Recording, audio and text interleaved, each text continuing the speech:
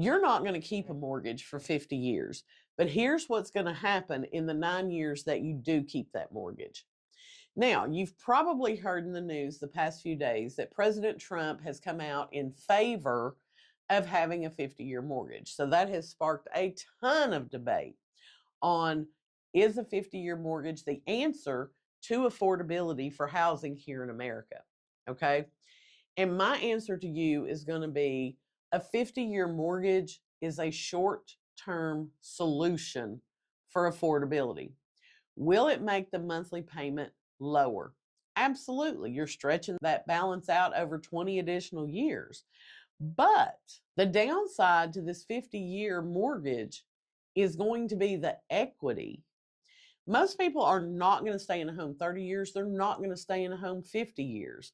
Our parents did. My parents still live in the house that they bought in 1969. That generation did buy a house. That's where they were going to live forever. But nowadays, most people move every 7 to 9 years. People don't stay in houses like they used to. So the first 7 to 9 years that you're paying on your mortgage, where does the majority of that payment go? To the interest, right?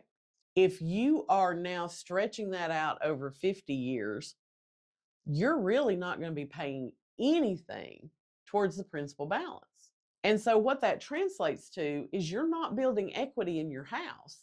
And that's the whole point of buying real estate versus renting from a landlord, so that you can build equity, because the equity in the house is your wealth, right? So after 7 years, you might not have paid $5,000 off that mortgage. And if you need to sell the house in order to move, you may not have enough equity to cover commissions, to cover the closing cost, and you're definitely not going to have money left over for a down payment to put on a new place. So while 50-year mortgages sounds really good in theory, because, hey, those payments are going to be lower, we can get more people to qualify, we can sell more homes.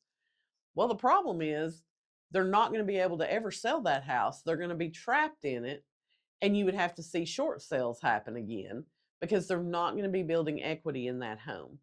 So think real hard. Is it better to have the short-term gain of, well, at least they can afford the house? Or do people need to be more long-sighted on this issue and understand what that means for them as far as being able to build equity in their home?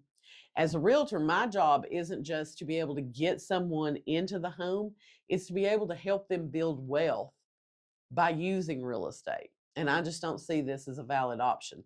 Let me know in the comments, what do you think about 50-year mortgages? Do you think it's a viable solution? Or are you kind of like me and think this is probably something we don't need to go?